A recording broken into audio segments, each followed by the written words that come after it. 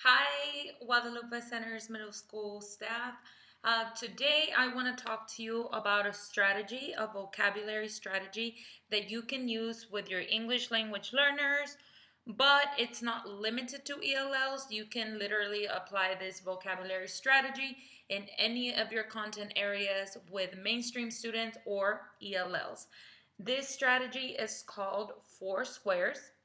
You might have heard about it before, and if not, at the end of this tiny little modeling video, you will learn a little bit more. So, as we mentioned, this strategy is called Four Squares. How I would start this in my classroom, and I'm going to give you a breakdown of about a week in which I would be applying this strategy. So, for day one, I just want to present the definition to my students. This is based on a story called Thank You, Ma'am. And one of the words that we use in that story or that we learn is conflict. So here's the definition. Conflict means stealing, theft, robbery. The first day, again, I just want to be brief in introducing, and I will be giving the definition. They might write it down on their interactive journal and see it, of course, on a presentation. If I was presenting this to you in person, I would be having a slideshow to show you, but right now I'm going to use these handy little note cards. So, in addition to stating the definition that you're going to give to your students and having them write it down, you also want to talk about it and relate it to them. I might do this in the form of a question. Uh, just presenting, is it ever okay to steal? I might enable them to make that connection and talk about it in class, right? You also want to provide pictorial representation such as this. As you can see, I'm not a great artist, and again, I would have shown you this on a presentation, but for the sake of the video, I'm showing you in these note cards. You might have a robber, you might talk about cop, good cop, bad cop, etc. But again, make that connection with your kids. This is day one, slide one.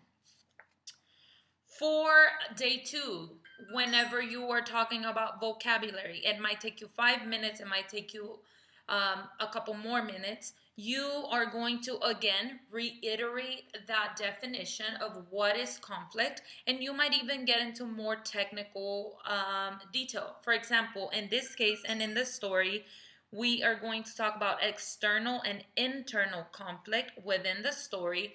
Again, I will reiterate the definition, show it on a slide with examples and pictorial representations. But for day two and even day three, I might even ask them to provide a definition, right? Because by then they should already have at least some exposure to what conflict means. So on here on this little note, I put external conflict, reiterate it is a problem outside the main character, provide an example and pictures. And then internal conflict, the problem inside the heart or the mind of the character.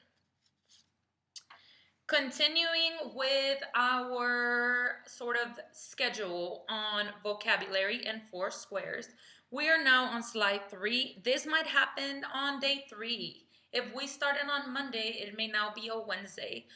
For Wednesday, we are going to practice a little bit as a whole group. We can either do this with turn and talks, we can do maybe an exit slip, or even have that classroom discussion. And it might look something like this. So for my practice, I'm going to ask examples from within the story. Again, for the sake of example, we're reading the story called Thank You, Ma'am, and that's the story we're reading in class. Examples might be, of course, within the story. So these are two different ones that I found. My first example is Billy Joe was caught in a dust storm. That is going to be the question asked. And I might call out a student, or I might ask them to get in a group, turn and talk. This shouldn't take more than a few minutes. And they have to debate whether this is an internal or external conflict. After, I'm going to step out 1 second. After they've debated and you've talked about as a whole group classroom discussion what it is, you might write it down. So obviously, Billy Joe was caught in a dust storm would be external. So I am writing that down. We all agree. You're also checking for feedback, who understands, etc. For the second one, Billy Joe blamed her dad for the death. This one, again, after turn and talk, four corners. Maybe stand on this side of the room if you agree that this is internal. Stand on this side of the room if you agree it's external. However, in whatever strategy you might want to implement, you talk about it with your class, check for feedback, and we actually decided as a class that this was internal because it's happening inside the heart and the mind of our character. So there it is. One important point that I really want to highlight is if you make these anchor charts with your students, or maybe they're taking notes and they can keep this for their own reference, I would really recommend, especially with English language learners and students that are getting familiar with that vocabulary, make the anchor chart, make it readily available for them. Keep it in your classroom, ask them to refer back to it. That's a great way, and it goes leaps and bounds into building that background vocabulary that our ELLs so drastically need. Okay, I'm almost done with the video. For slide 4, we come into the independent practice part of our vocabulary strategy called 4 squares.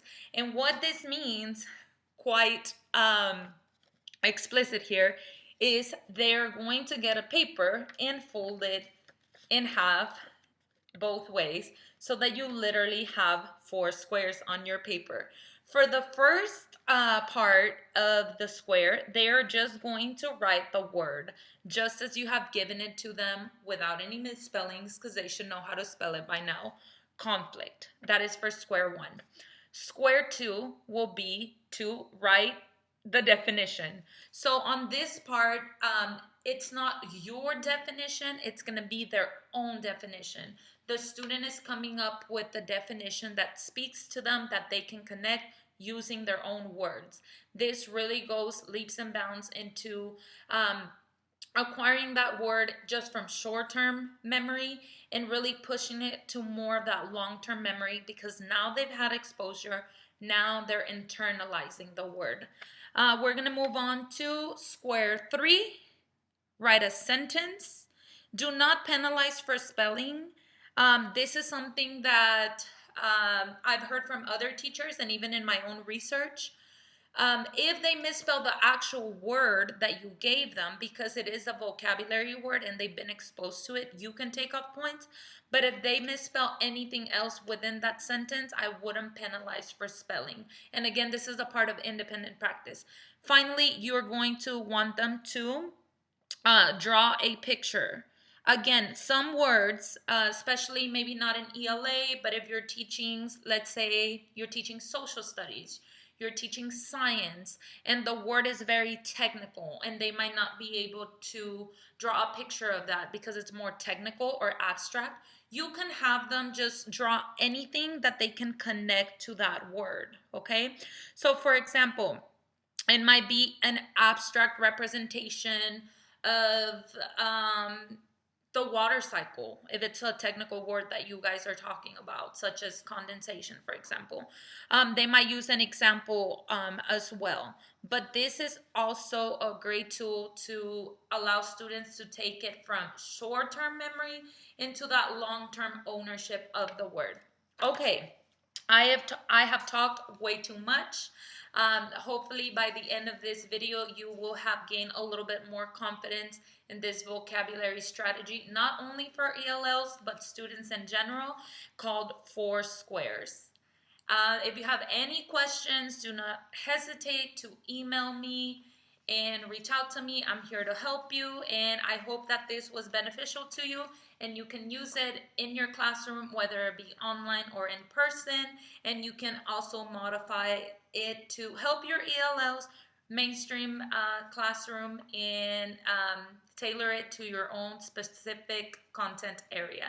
Thank you for watching. See you next time.